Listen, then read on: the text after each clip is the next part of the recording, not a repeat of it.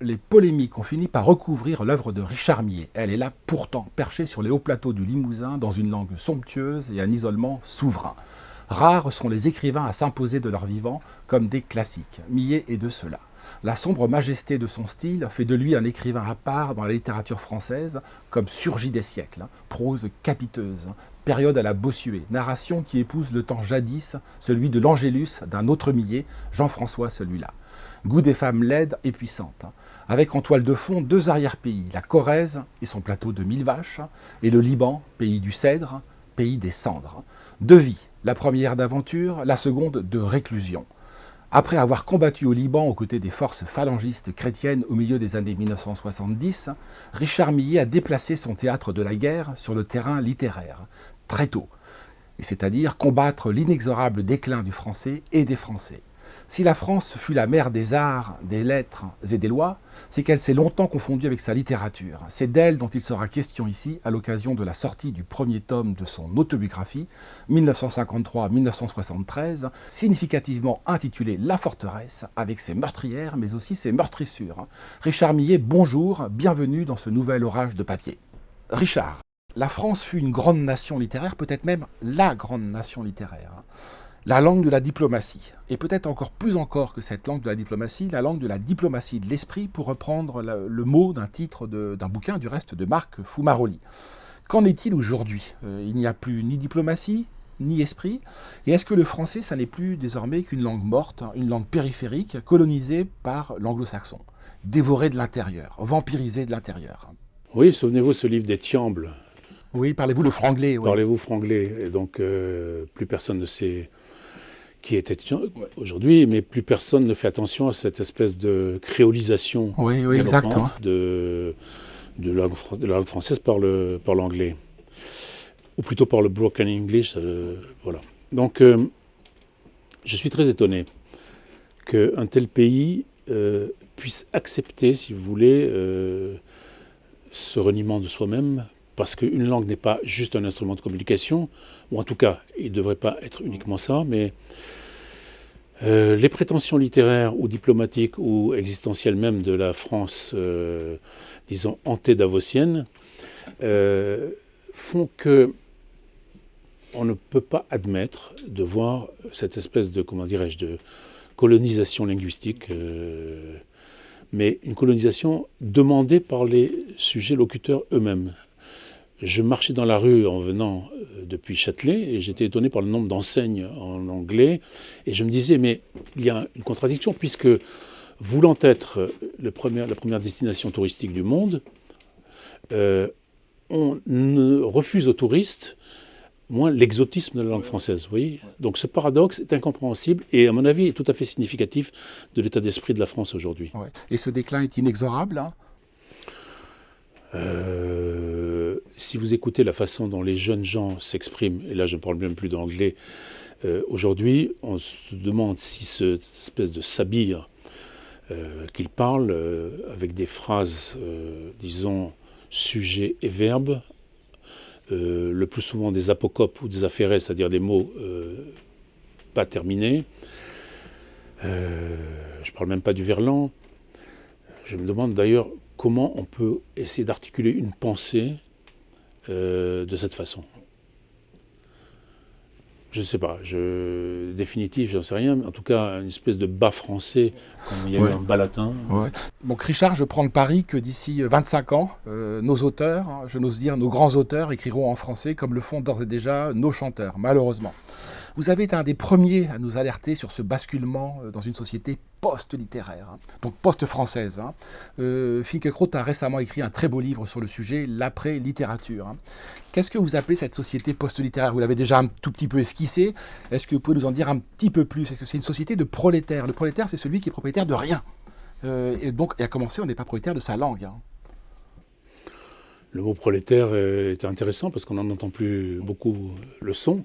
Oui, disons que c'est une espèce de, comment dirais-je, d'être hybride, disons, entre ce qu'il a été et ce qu'il pourrait être et qu'il ne sera pas.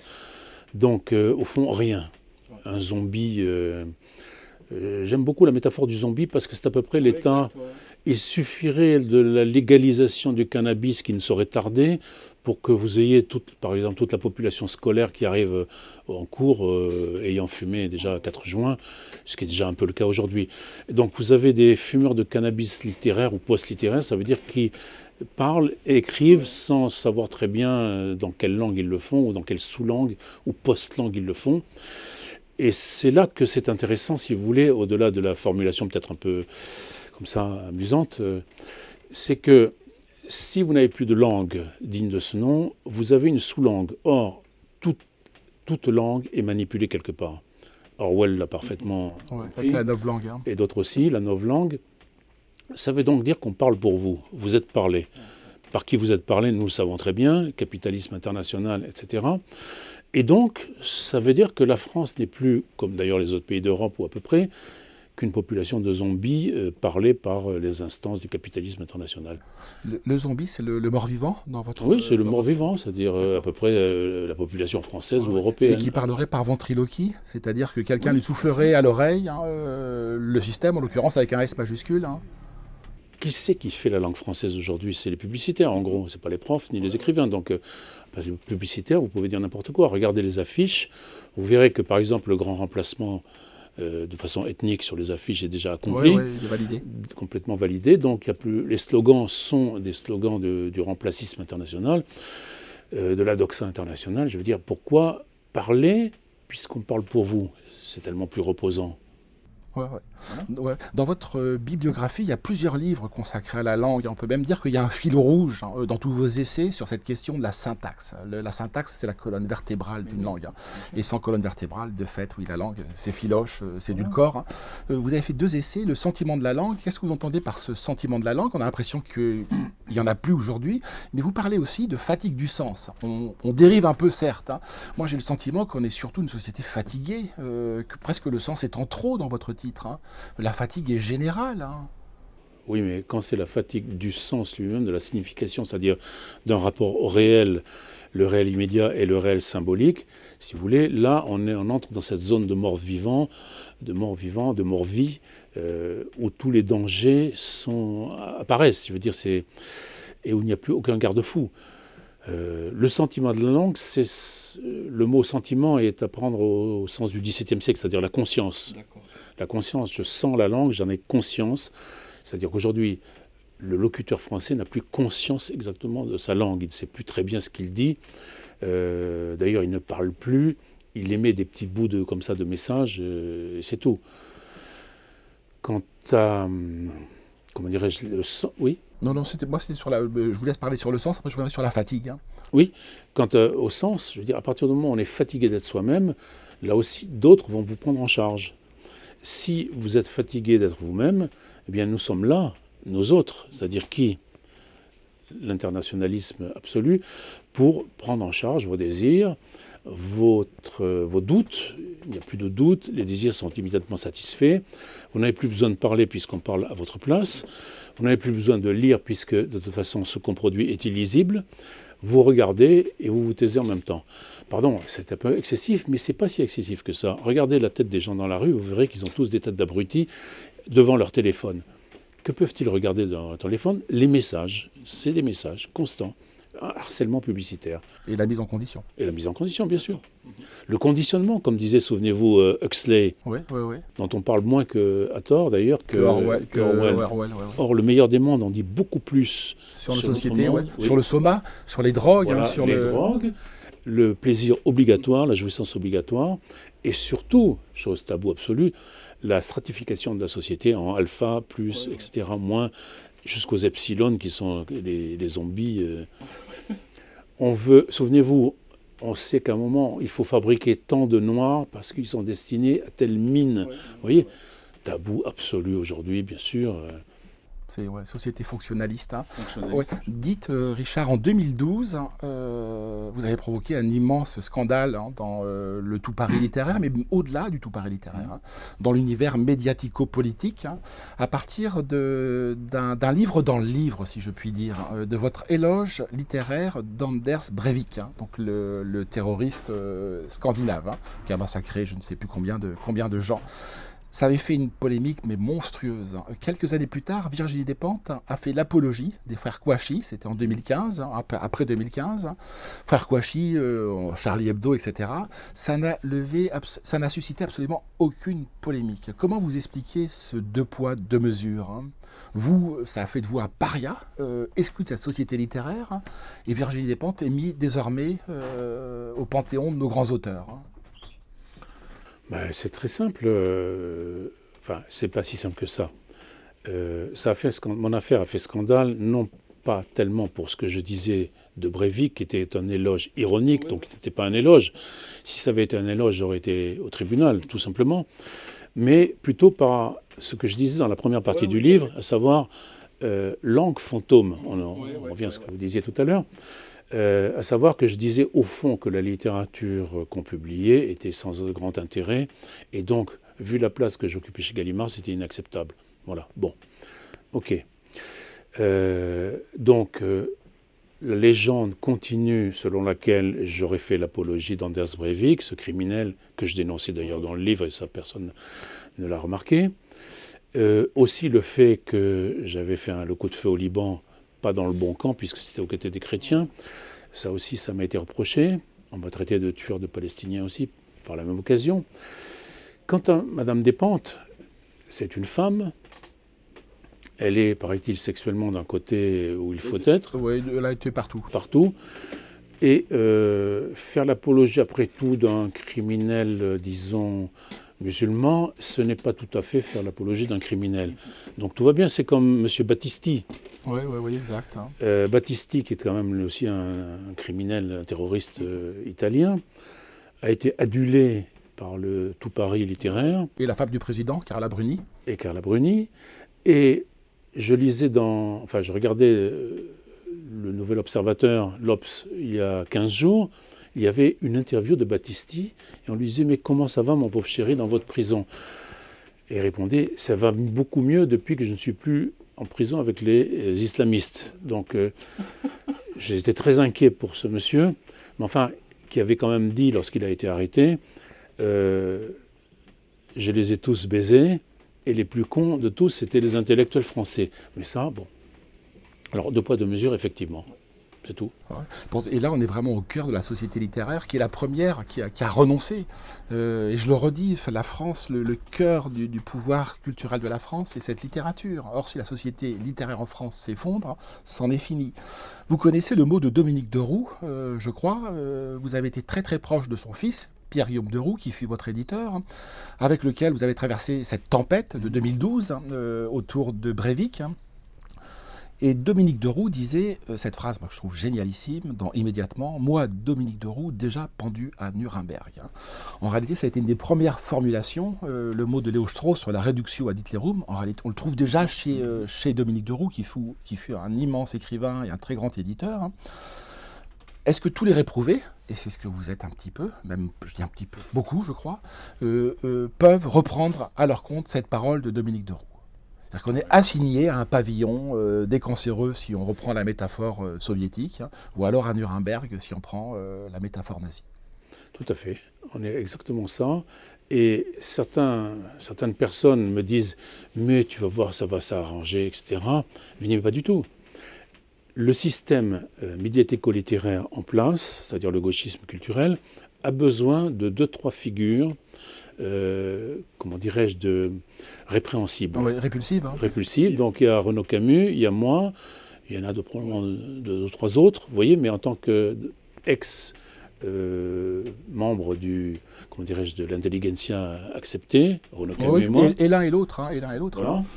Nous sommes aujourd'hui les écrivains dits d'extrême droite. Je veux dire, vocable dans lequel je ne me reconnais absolument pas, et je crois que Camus non plus. Puis aucun d'entre nous. Aucun d'entre nous. Bon, ben ça les arrange, c'est tout. Donc voilà, bouc émissaire jusqu'à la fin. Ouais. Mais est-ce que c'est pas ça le pari de la littérature?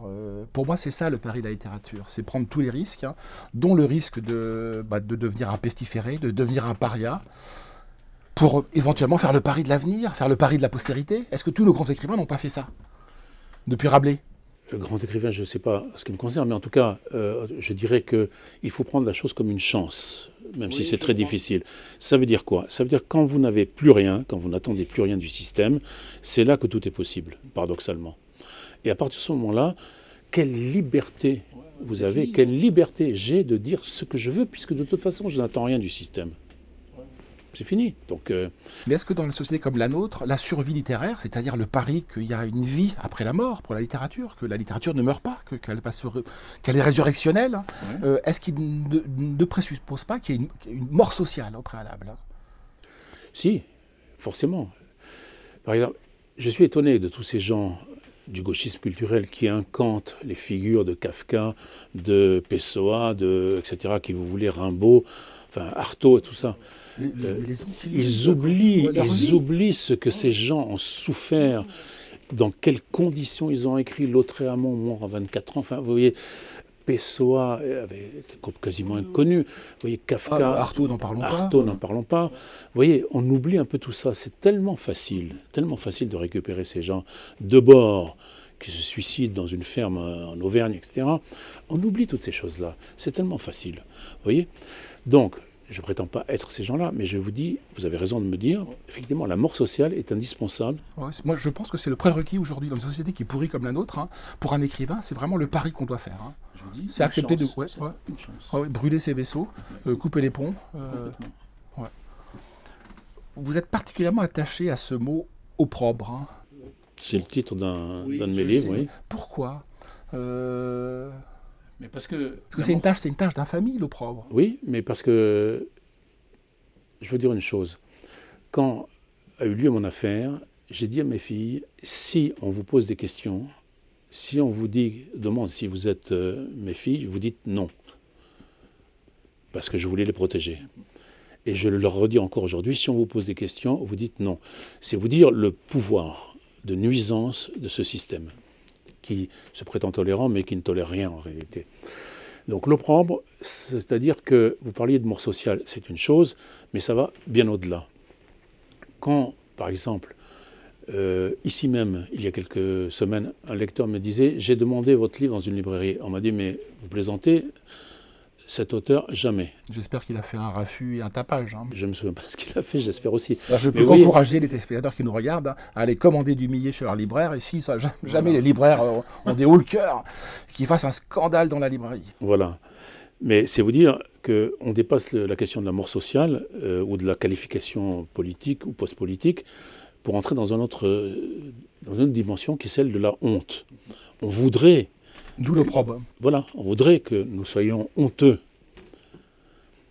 Très grand film de Bergman, La honte. Vous voyez. Donc là, on dépasse quelque chose et on entre dans, même au-delà de la morale, on entre quelque chose de quasi religieux.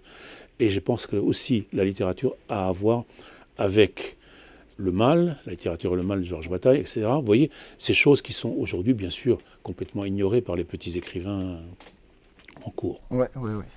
Alors vous sortez, Richard Millet, vous avez sorti récemment plusieurs livres. Ils vont apparaître à l'écran, dont La Forteresse, qui est votre autobiographie au sens stricto sensu. C'est une autobiographie, même s'il y a beaucoup de confessions dans votre œuvre. On va s'y attarder un peu plus longuement. Mais vous avez publié au préalable à Nouvelle Librairie les chroniques de la guerre civile en France, mais aussi Paris bas ventre. Et j'ai l'impression que la chute de Richard Millet a commencé il y a longtemps de cela, chez Frédéric Tadei, dans le courant des années 2000, à son émission, sur France 2 ou France 3 à l'époque, peu importe, où vous aviez parlé de votre expérience du gouffre des Halles, le gouffre des Halles étant le RER de Châtelet-Les Halles. Et vous disiez que c'était un autre monde de zombies, mais surtout où on pouvait voir le grand remplacement. Est-ce que vous pouvez nous dire un petit mot de ce livre Paris bas ventre, qui est un livre vraiment explosif, pour moi génial, et cette expérience singulière du RER, est-ce que vos confrères ne prennent jamais le RER pour ignorer la vérité qui s'y montre? Est-ce qu'ils continuent à se déplacer à Paris en chaise à porteur? Je pense, oui. Ou en trottinette. Ouais, en trottinette plutôt. Ouais. Je pense que peu de gens ont fait l'expérience du RER. Mais en tout cas, on fait l'expérience du RER en regardant, en écoutant et aussi en reniflant parce qu'il y a beaucoup d'odeurs.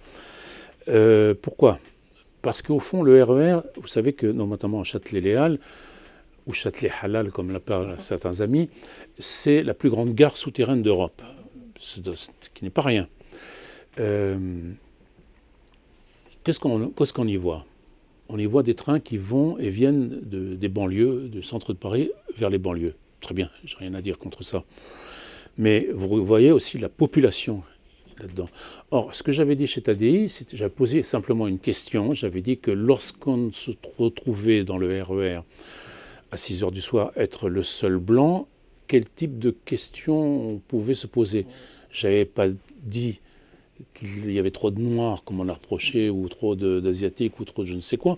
J'avais simplement dit lorsqu'on devient le seul blanc. C'est-à-dire questions intéressantes, sociologiques, philosophiques, ethniques, mais qu'on n'a pas le droit manifestement de poser, puisque ça a suscité un tollé. Je n'avais pas dit c'est bien, c'est pas bien, j'avais posé juste une question. Or, cette question, me semble-t-il, est la question taboue. Oui, majeure. Majeure, c'est la majeure, mais... C'est la ligne rouge à ne pas franchir. Exactement. Si vous la franchissez, vous devenez un écrivain et un pestiféré. Voilà. Or, le RER est extrêmement riche de signification, parce que vous voyez toutes les couches de population se déplacer vers les banlieues les plus éloignées, et vous dites, qu'est-ce que c'est? C'est le brasseur immédiat, ou plutôt l'évacuateur, comme je dis dans le sous-titre, du peuple français, ou ce qu'on appelait le peuple français. Le principe d'évacuation vous permettez quasiment au sens digestif du terme. Oui, parce que c'est le gros intestin de Paris, donc de la région parisienne, de ce fameux Grand Paris dont on parle de plus en plus. Vous voyez aussi la tête des gens, et notamment celle des immigrés, puisqu'il faut quand même parler d'eux, et vous voyez que ce sont des gens extrêmement tristes, avec des visages extrêmement fermés. Et les Blancs sont aussi extrêmement fermés. Donc je me dis, qu'est-ce que c'est que cette société? Qu'est-ce que c'est ce New York souterrain qu'on nous injecte? Vous voyez? Qu'est-ce que c'est ça? Chez les Blancs, ils sont fermés les yeux, pour parler comme Tribala, c'est les yeux grands fermés. Parce que là, on est dans un mécanisme de déni. On ne veut pas voir ce qu'on voit, surtout. Or, l'écrivain le voit. Oui, et je sens aussi une violence, latente, et je sens toutes sortes de choses, et je sens aussi des odeurs absolument épouvantables, parce que vous avez tout le système d'aération de Forum des Halles qui est juste au-dessus.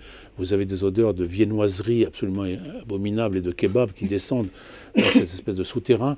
Ça reste toujours le ventre de Zola, alors. Mais c'est le ventre de Zola qui était juste au-dessus. C'est ça, moi, qui me fascinait. J'ai relu, d'ailleurs, pour écrire ce livre, j'ai relu Le ventre de Paris, et c'est presque Miami. Vous voyez, le ventre de Paris de Zola. Et vous avez connu les Halles, vous? Non. Moi, je me souviens des Halles. C'est les années 70 C'est juste avant les années 70. Je me souviens, ils savaient encore ce que c'était dans les films de Duvivier, vous voyez. Mais c'était un Paris populaire, c'était un Paris extrêmement... Si vous me permettez, c'est un petit souvenir personnel qui n'a rien à voir avec ça, mais c'est que mes parents sont des paysans qui débarquent à Paris. Pendant une semaine, ils travaillent tout seuls voilà. Pour se payer les premières nuits d'hôtel. Puis après, ils trouvent un boulot. Voilà. Exactement. Et ça n'a été remplacé par rien, d'ailleurs, cette espèce de trou qui persiste au fond, au centre de Paris, dans le ventre de Paris. Donc le ventre est une affaire souterraine maintenant, et ça en dit long sur l'état de la France. Ouais, sur ce que nous sommes devenus, oui. Lisez Paris-Bas-Ventrain. Alors venons-en au morceau de choix de cette émission, La Forteresse, qui est votre autobiographie, la première partie de votre autobiographie, 1953, date de votre naissance, 1973, ce sont les 20 premières années de votre vie. Pourquoi ce titre, La Forteresse, qui est un titre un peu intimidant, qui nous dit peut-être aller voir ailleurs, alors qu'il faudrait à l'inverse aussi plonger dans ce livre. C'était une suggestion de l'éditeur, Olivier Véron, des Provinciales, qui trouvait peut-être que autobiographie c'était un peu austère. Et en même temps, ça dit bien de quoi il s'agit. Il ne s'agit pas d'une énumération de souvenirs d'enfance, il s'agit d'une tentative de comprendre ce que je suis, ou plutôt ce que j'ai été, et notamment l'enfermement psychologique dans lequel j'ai très longtemps vécu, de par mon histoire personnelle, de par ma complexion personnelle, de par la figure de mon père qui était quelqu'un d'extrêmement... On parlait de votre père, qui est un père à l'ancienne. À l'ancienne, qui était un protestant, alors que ma mère était catholique, donc quelqu'un d'extrêmement... Et vous-même catholique Moi, je suis catholique, oui. Dieu merci. Et le protestantisme a des qualités, on y reviendra, en particulier sur la syntaxe, mais on y reviendra. Oui, mais... Dites-nous un petit peu plus sur cette forteresse intérieure, parce qu'elle est surtout intérieure. Disons qu'elle se confond en partie avec une dimension autistique dont j'ai beaucoup souffert et dont je souffre probablement encore aujourd'hui beaucoup, puisque je vis beaucoup plus en moi-même que dehors. Quand je dis je vis en moi-même, c'est-à-dire que je vis, dès que je suis rentré chez moi, je mets des boules qui est, même s'il n'y a pas de bruit, parce que c'est là que j'habite. J'habite en moi-même.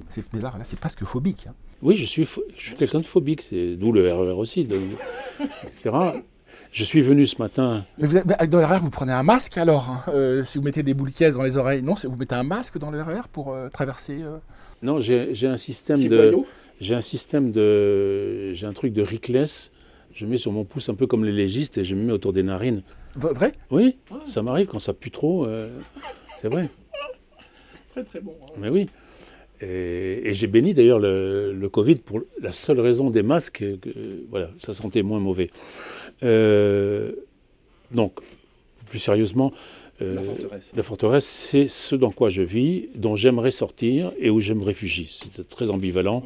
Et l'un et l'autre. Hein. Et l'un et l'autre. Donc je pense que ce sera comme ça jusqu'à la fin de mes jours. Pourquoi c'était comme ça? C'est ce que j'essaie de...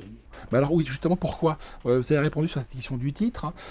Votre œuvre est traversée par, je ne veux pas dire de l'autofiction, je pense que vous me renverriez dans les cordes avec ce terme-là.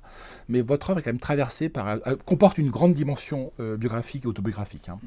Vous mettez en scène votre pays, le Haut-Limousin, vous vous mettez en scène au Liban, mais il n'empêche, hein, il n'y a jamais eu de tentative méthodique. Hein, explicite d'une archéologie de Richard Millet par Richard Millet, ce qu'est cette autobiographie de la forteresse. Hein. Pourquoi maintenant? Est-ce que l'heure des bilans est-elle venue? Mon cher, l'âge... non, je plaisante.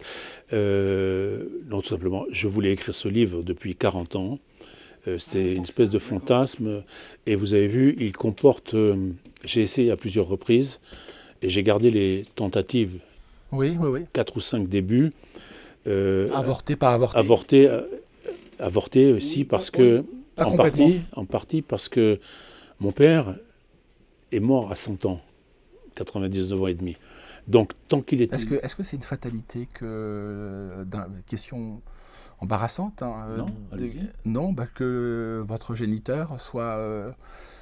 le commandeur soit toujours vivant. Mais un commandeur sévère, protestant, redisons-le, rigide. Hein. Très rigide, qui m'humiliait encore à 98 ans. Si vous me permettez, Richard, tu es un mauvais écrivain. Je ne sais pas si vous tutoyez ou vous voyez, je ne me rappelle plus.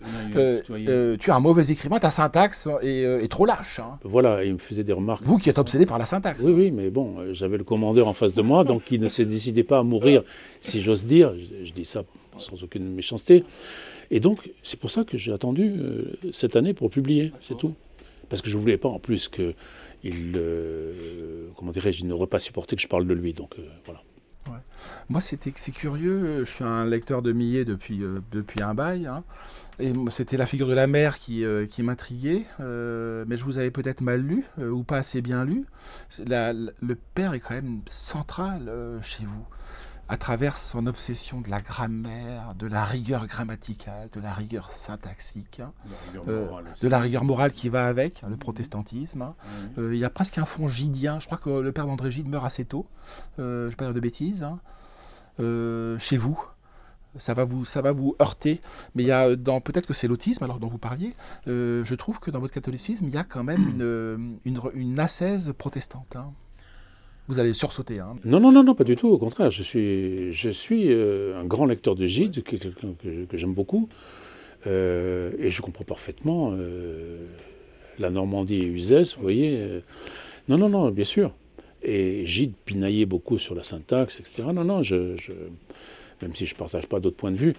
Je suis un très grand lecteur de Gide, vous avez raison.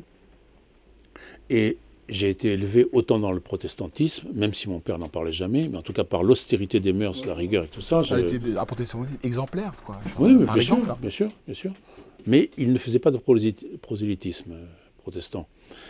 Et il est vrai aussi que c'était des protestants méridionaux, en partie de Vendée et en partie de Toulouse, donc qui étaient plus, disons, un peu moins sinistres peut-être que d'autres. D'accord. Voilà.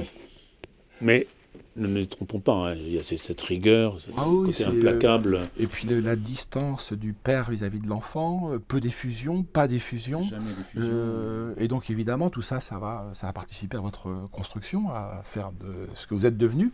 On évoquait Gide. Hein, c'est un exercice à la fois difficile, je trouve, l'autobiographie, imposé, parce qu'il y a des grands modèles. Il y a des grands modèles, en tout cas depuis Rousseau, il y a un grand modèle de la confession. Ou remontons à Saint-Augustin, qui doit être plutôt un auteur qui vous est plus proche que Rousseau. J'en sais rien, vous allez nous le dire. Hein.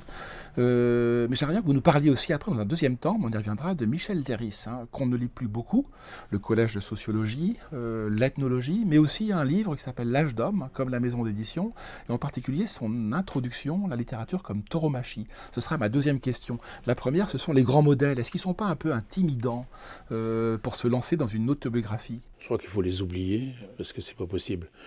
Bon, les oublier, ça veut dire les relire. Donc ça a été fait. J'ai relu, je ne sais combien de fois, les Confessions de Rousseau et celles de Saint-Augustin aussi. Confessions de Rousseau, c'est des plus belles langues françaises qu'on ait jamais écrites. Écriture somptueuse. Hein. Somptueuse. Mais qui pose des problèmes de fond. C'est un autre sujet. Sur la victimologie, la société larmoyante qui est en train d'émerger, qu'il est en train d'inventer, mais enfin qu'importe, hein, je vous laisse parler. Oui, et Saint-Augustin, génial aussi, pour d'autres raisons, mais stylistiquement aussi d'ailleurs. Je ne sais pas si vous avez remarqué, Saint-Augustin, c'est un des rares auteurs, disons, écrivant en latin, qu'on peut lire comme si c'était un moderne, quoi. C'est extraordinaire.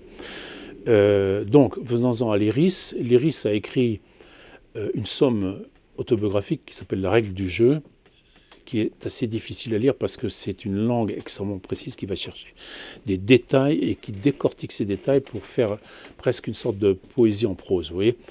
Mais le petit livre qui s'appelle L'âge d'homme, qui est un peu ce que vous avez voulu faire, hein. Enfin ce que vous avez fait. Oui, beaucoup plus, disons, elliptique. Et plus court, beaucoup plus court. Et qui prend des figures mythologiques, vous voyez, comme, c'est pas Minerve, mais c'est Diane, enfin des figures comme ça, ou Lucrèce, vous voyez, pour les rattacher à sa propre personnalité, effectivement précédé de la littérature considérée comme une tauromachie, ça veut dire... Qui est un manifeste. Hein. C'est un manifeste.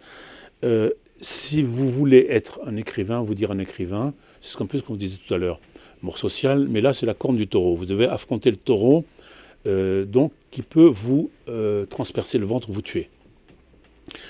Les petits rebelles aujourd'hui feraient bien de lire ce texte et de se dire quel taureau ils ont en face de lui. Aucun, au fond, puisque c'est de la rébellion subventionnée.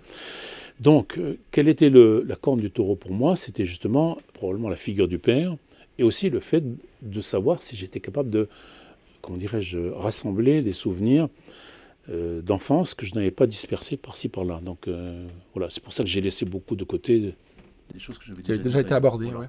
Sur cette question du taureau, de la littérature comme tauromachie, là vous parlez du côté, les choses vues du côté du toréador. Hein. Mais en lisant La Forteresse, il me semble, alors j'ai pas pu retrouver l'occurrence, il me semble que vous évoquiez la figure du Minotaure à un moment. Oui. Est-ce que vous n'êtes pas aussi du côté du taureau? Si je vous pose cette question-là, et ce sera un petit peu ma dernière question, c'est que cette archéologie de millet par millet est aussi une archéologie de votre sensualité. La sensualité, elle affleure en permanence dans tous vos livres, dans vos romans, ou dans d'autres tentatives autobiographiques, hein, sur le Liban... Mais c'est la première fois, me semble-t-il, que vous cherchez à creuser autant ces racines, hein, du démon de la sensualité. Écoutez, entre nous, une autobiographie qui est... C'est une question qui est toujours embarrassante quand c'est un homme qui la pose à un autre homme. J'aurais préféré qu'en l'occurrence, ce soit plutôt c'est plutôt une femme à une femme de poser ce genre de questions. Mais il n'empêche, c'est quand même... ça creuse, c'est vraiment des fils rouges. Hein. Plus que fils rouges, c'est une des obsessions de La Forteresse. Hein. Oui, un homme qui est coincé entre un père psychorigide, hein, c'est pas fondamentalement un reproche, hein, et un appétit, une jouissance hein, irrépressible. Mais mon père était un peu comme ça, hein, même s'il aimait en tout cas beaucoup la compagnie des femmes qui préférait celle des hommes, pas forcément de façon érotique, mais parce qu'il estimait qu'elles avaient plus de liberté. Je parle dans le cadre rigide qui était le sien. Mais vous avez parfaitement raison. D'ailleurs, il y a toute une section du livre qui s'appelle La chair des femmes, qui devait être aussi, qui aurait pu être d'ailleurs le titre du livre. Écoutez, égrener comme ça des souvenirs d'enfance, au fond, tout le monde s'en moque éperdument, vous voyez. Ouais. Alors, tout le monde peut le faire et je ne suis pas sûr que ça a un intérêt majeur. Donc il fallait trouver un fil conducteur qui est effectivement celui-là. Pourquoi, dans un système extrêmement rigide, comme celui dans lequel j'étais élevé, et dans cette espèce de forteresse où bien des choses m'ont conduit à m'isoler, pourquoi il y a eu cette espèce de fatalité à la fois délicieuse et douloureuse de rapport aux femmes. Ça, je ne suis pas sûr d'avoir des réponses, mais en tout cas, voilà. Je suis allé regarder de plus près. Très très bien. Écoutez, merci Richard d'être venu à nous pour cet orage de papier. J'espère qu'on vous recevra bientôt parce que je crois que vous allez sortir votre journal aux Provinciales, les Provinciales qui ont édité La Forteresse. Voilà.